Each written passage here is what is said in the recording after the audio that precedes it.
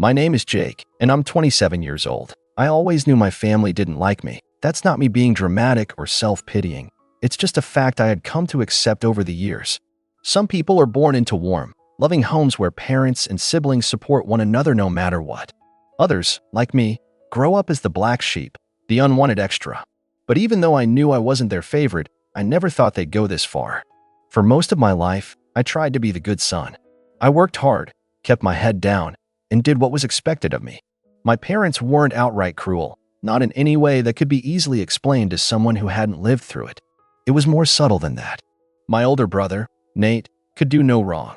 My younger sister, Emily, was the golden child. And me? I was tolerated. If Nate needed help paying off his car, my parents covered it. If Emily wanted to go on a trip with her friends, they handed her their credit card.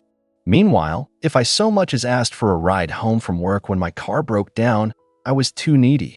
If I asked for any help at all, I was a grown man who needed to figure things out on his own. I should have cut them off years ago. I don't even know why I kept trying. Maybe it was just some desperate hope that one day things would change, that one day they'd treat me like family. But the truth was, they did treat me like family, just not in the way I wanted. They treated me like an ATM. See, despite all their complaints about how tight money was and how I needed to be grateful for what little they could give, I was constantly the one bailing them out. It started small, covering groceries here and there, paying a bill just this once. Then it escalated. A sudden medical bill my parents needed help with. Nate's car insurance lapsed, and he just needed a little help. Emily's tuition was due, and they didn't have enough to cover it. Every time, I was guilted into helping. Every time, they promised they'd pay me back. They never did. And when I finally tried to put my foot down, they acted like I was the selfish one. "We're your family, Jake," my mom would sigh. "You wouldn't even be here if it weren't for us. Can't you contribute a little?" I should have said no. I should have walked away then. But I didn't. I kept letting it happen. And then, one night, I found the folder. It started with something innocent. My dad had asked me to fix his laptop, nothing major, just some issue with the Wi-Fi not connecting. He's awful with technology, and I've always been the one to fix things. I was about to hand it back when I noticed something odd. There was a folder on the desktop labeled Memories. Now, that wouldn't have meant anything on its own. But what caught my eye was that it had been modified just a few days ago. I don't know why I clicked it. Maybe I was just curious. Maybe I had some gut feeling, some subconscious warning that something was off. Whatever it was, I double-clicked the folder, and suddenly, a collection of neatly organized photos popped up. At first, I didn't understand what I was looking at. Dozens of subfolders, each with a date. Hawaii trip 2021. Christmas 2020. Emily's birthday 2019. I clicked into one randomly, and there they were, my family, smiling, laughing, having the time of their lives on a trip I had never even heard about. I clicked another folder, then another. Photo after photo. My parents, my siblings, my aunts and uncles. Family barbecues, vacations, birthdays. I wasn't in a single one. At first, I thought, maybe I was busy. Maybe I was working when they took these trips. But then I saw the dates. Every single one of these events had taken place during times when I was right there, living in the same city, talking to them, helping them with money. They just hadn't invited me. And that wasn't even the worst part. Because as I kept scrolling, something hit me like a freight train. I recognized these dates. I knew these dates. Because these were the exact same times they had come to me, claiming they were struggling. The same weeks my mother had called me crying, saying they couldn't make rent. The same months Nate had begged me to help him with unexpected car repairs. The same moments Emily had sworn she needed a few $100s to buy books for school. They had been lying to me.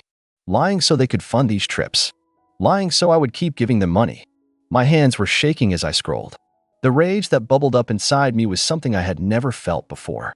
I had suspected for years that they used me, but seeing the proof laid out in front of me like this, seeing concrete evidence that I had been nothing but a wallet to them, I don't even remember closing the laptop. I just remember sitting there, heart pounding in my chest, stomach twisted in knots. All those years, all those sacrifices, and I was never part of their family. I was just their bank account, and I was done. I was still in my parents' house when I found the folder. I don't know why I hadn't thought about that sooner, but as I sat there, staring at the screen, the realization hit me like a punch to the gut. I wasn't in my apartment. I wasn't somewhere safe where I could process what I had just seen. I was sitting at my parents' kitchen table, my dad's laptop in front of me, and they were right in the next room. My hands curled into fists. I could hear them talking, laughing, completely unaware that, in just a few minutes, everything was about to change. I took a deep breath, trying to steady myself, but it was useless. My heart was racing, my thoughts were running wild. I wasn't even sure what I wanted to say, what I wanted to do, but I knew one thing. I wasn't going to walk out of this house without confronting them. They had used me. For years. I wasn't just angry, I was furious. I snapped the laptop shut and stood up. My legs felt shaky, but I forced myself to move, to walk into the living room where my parents were sitting on the couch. My mom was scrolling through her phone, and my dad was watching some random game show on TV. They didn't even look up when I entered. "Hey," I said, my voice tight. "Can I ask you guys something?" My mom sighed dramatically, still not looking up. "Jake, if this is about money," that was all it took to set me off. "Money," I repeated, letting out a sharp, humorless laugh. "Yeah, actually, let's talk about money." My dad finally looked up, frowning. "What's with the attitude?" I ignored him. I was too far gone. I pulled out the chair across from them and sat down, folding my arms. My hands were still shaking, but I gritted my teeth and pushed forward. "You know," I started, keeping my voice even. "I was just fixing Dad's laptop. The Wi-Fi wasn't working." Mom rolled her eyes. "Okay. And while I was at it, I happened to see this folder on the desktop. Memories, I think it was called." I tilted my head, pretending to think. Weird, right? Because I looked inside, and guess what? It's filled with pictures of you guys. I saw it immediately. The way my mom's posture stiffened, the way my dad's jaw clenched just slightly. They knew. They knew exactly what I was talking about. "Jake," Mom started, but I cut her off. "You know what's funny?" I continued, voice dripping with sarcasm. "I don't remember taking any of those pictures." And then I realized, oh wait, that's because I wasn't there. Silence. Complete and utter silence. For the first time in my life, my parents didn't have an immediate excuse. No quick lies, no deflections. Just the sound of the game show playing in the background, the faint hum of the refrigerator in the kitchen, and my own pounding heartbeat. "Jake, you're being ridiculous," Mom finally said, forcing a laugh. "Those are just old pictures." I let out another sharp laugh. "Old pictures? Really?" Because I checked the dates. Hawaii 2021. Christmas 2020. Emily's birthday 2019. I narrowed my eyes. "All the exact same times you were calling me, begging for money because you were barely getting by." Mom's face paled. My dad shifted uncomfortably, scratching the back of his head. "Now, son, you're blowing this out of proportion, am I?" I shot back. My voice was rising now, but I didn't care. I was past the point of holding back. My sister, Emily, came down the stairs at that moment, her phone in hand, looking annoyed. "Why are you yelling?" she asked, like I was the problem. I turned to her, my anger boiling over. "Oh, I don't know, Emily.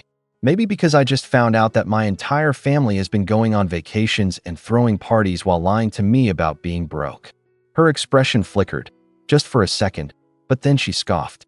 "You're seriously mad about that?" I stared at her, completely dumbfounded. Mad about that? The sheer audacity of it all nearly knocked the wind out of me. "Of course I'm mad," I said, my voice dangerously low now. "You guys have been treating me like an ATM for years. And the whole time, you were using that money for this." "Oh, come on." Emily rolled her eyes, crossing her arms. "It's not like it's a big deal." I could feel my pulse in my throat. "Not a big deal," I repeated, my voice trembling with rage. "I was working overtime to help you guys. I skipped out on things I wanted to do because I thought my family needed me. I put off buying a new car. I barely took any vacations. I was living as frugally as I could, all because you had me convinced that you were struggling." Mom finally spoke again, her voice sharp. "Jake, you have more money than us. You don't have kids. You don't have the same responsibilities. It's only fair that you help out." Fair. That word made something snap inside me. I slammed my hand down on the coffee table so hard that Emily actually flinched. "Fair," I hissed. "You think this is fair? I have more money because I work my butt off. And you think it's fair that I was financing your vacations while I was sitting at home thinking you guys could barely afford food?" Dad finally stood up, raising a hand like he was telling me to calm down. "Jake, listen." "No," I cut him off. "You listen. I'm done. Done." The room went dead silent again. Mom's mouth opened and closed like she wanted to say something, but for once, she had no words. I pushed my chair back and stood up. My hands were still shaking, my vision felt blurry with rage, but I had made up my mind. I reached into my pocket, pulled out my phone, and opened our family group chat. My thumb hovered over the screen for only a second before I typed the words with absolute finality. "Don't contact me again." I hit send. The second the message delivered, Mom let out a dramatic gasp. "Jake, don't be ridiculous. You're acting like we did something horrible." I turned to her, my entire body tense. "You did do something horrible." Emily scoffed. "Oh my gosh, you're so dramatic." Dad's face was red now, his jaw tightening. "You're seriously going to throw away your family over this?" I met his gaze, my voice steady. "You threw me away first." And with that, I turned, grabbed my coat, and walked toward the door. I didn't know what would happen next. I didn't know what they would do, what they would say, how they would react once the shock wore off. But I knew one thing for sure. This wasn't over. I barely made it to my car before my phone started blowing up. The first call was from my mom. I stared at the screen as it rang, her contact name flashing. Mom, but I didn't answer. I was too angry, too shaken. I sat there, gripping the steering wheel so tightly my knuckles turned white, just listening to the phone vibrate. Then my dad called. Then Emily. Then Mom again. I turned my phone on silent, shoving it into the passenger seat. But even then, I could still feel it buzzing every few seconds. Text after text, call after call. Then, a message popped up from my mom. "Jake, pick up. We need to talk. You're overreacting."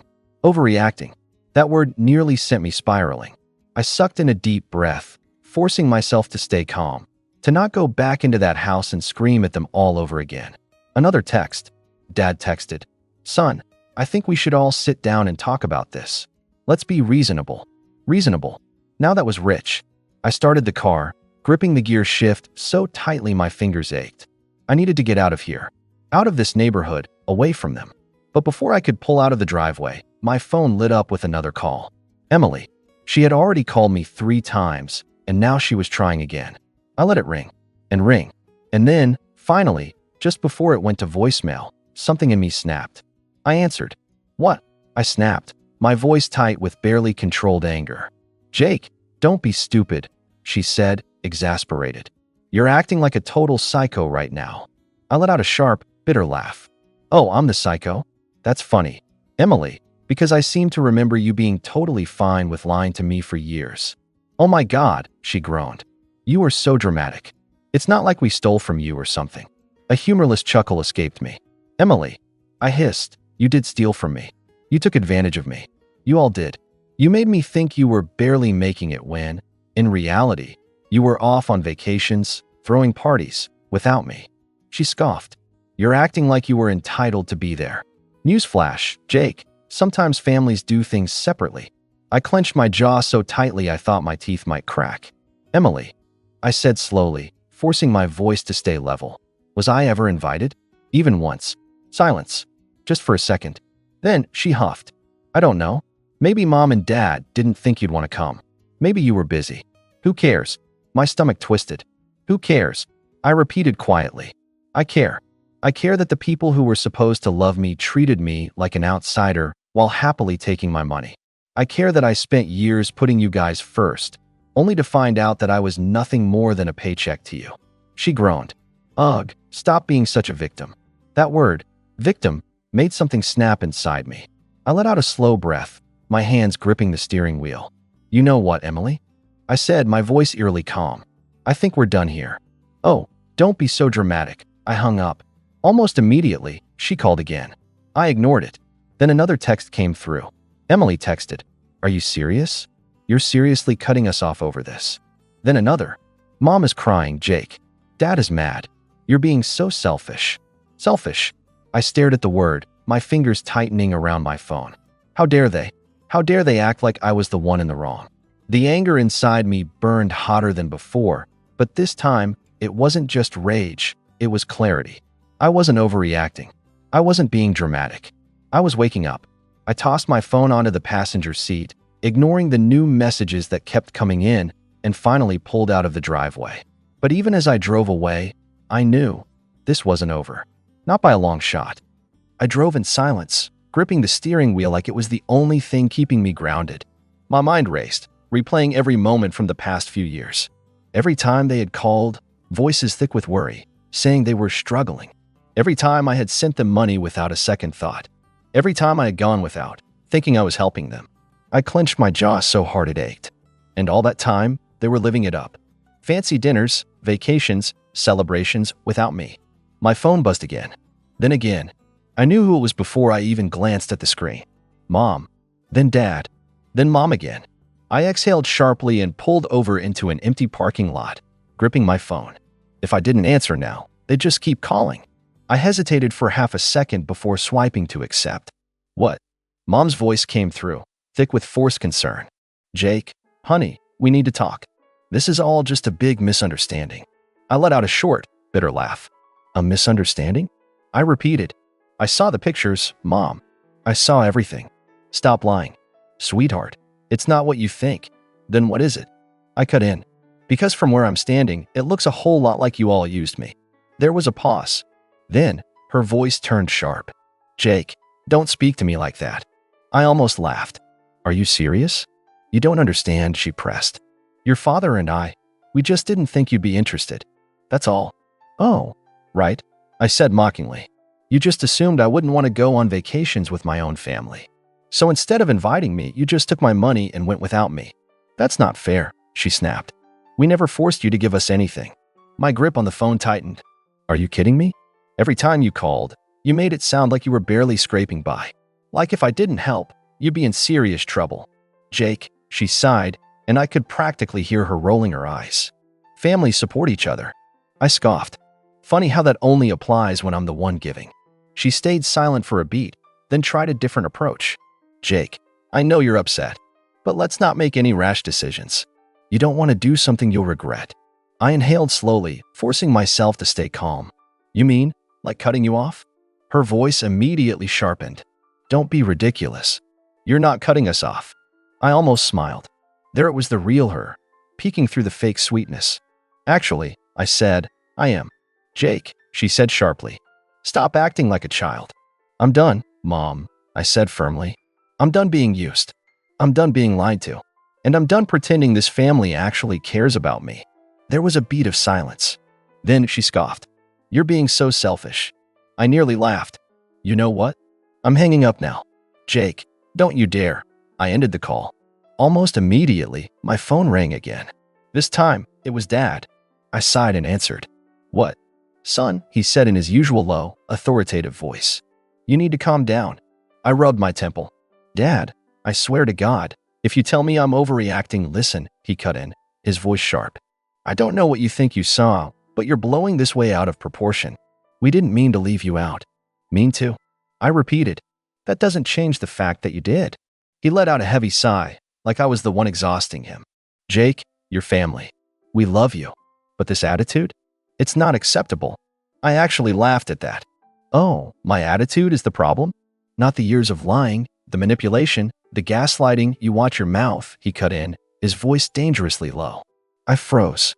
That tone, it was the one he used when I was a kid, when he wanted to remind me who was in charge. I suddenly felt very tired. I exhaled slowly. You know what, Dad? I said.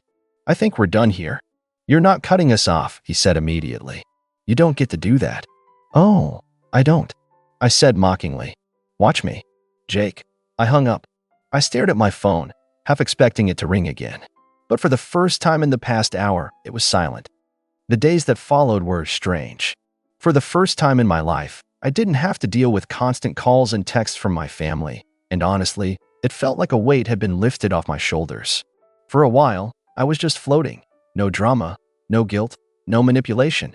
I spent most of my time focusing on myself, trying to piece together everything that had happened. But as the days turned into weeks, things started to get more complicated. At first, there were more calls, messages, and emails from my parents, apologies, pleading, guilt trips. My mom, my dad, even Emily, they all had their own version of the "we're sorry" script. They tried to make it sound like nothing was ever their fault, like I had misunderstood everything. They claimed they didn't mean to hurt me, that they just didn't want to burden me with their problems, and that I had been too sensitive. But the more I heard it, the more it felt like they were trying to undo the consequences of their actions without actually acknowledging what they'd done. It became exhausting. One evening, I came home to a voicemail from Emily. She sounded like she had been crying. "Jake, please. I'm really sorry. I know I messed up, and I don't want to lose you over something this stupid. We can work this out, can't we? You're family. Don't you want things to go back to normal?"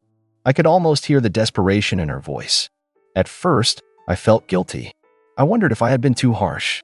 I questioned whether I was doing the right thing. Was cutting them off really the best choice? Were they really that bad? Maybe I was just being overly dramatic. Maybe I was just angry and needed time to cool off. But then I remembered the years I had spent being treated like a bank account, like a source of cash and nothing more.